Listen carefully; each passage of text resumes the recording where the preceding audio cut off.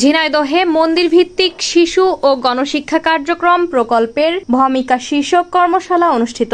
সুলতান আল এনামের ভিডিওচিত্রে দেখুন বিস্তারিত। টেকসই উন্নয়ন, অভীষ্ট অর্জন এবং দৈনিক শিক্ষার প্রসারে ঝিনাইদহে মন্দির ভিত্তিক শিশু ও গণশিক্ষা কার্যক্রম প্রকল্পের ভূমিকা শীর্ষক কর্মশালা অনুষ্ঠিত হয়েছে। শনিবার দিনব্যাপী সদর উপজেলা পরিষদ মিলনায়তনে এ কর্মশালার আয়োজন করে হিন্দু ধর্মীয় কল্যাণ ট্রাস্টের মন্দির ভিত্তিক শিশু ও গণশিক্ষা কার্যক্রম ষষ্ঠ পর্যায় প্রকল্প।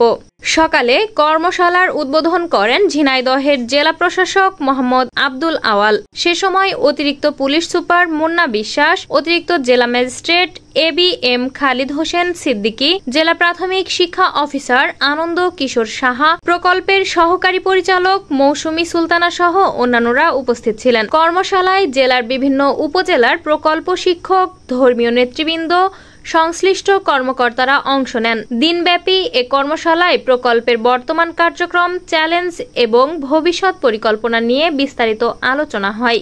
Shammi Akter, BJTV news, Jhenaidah.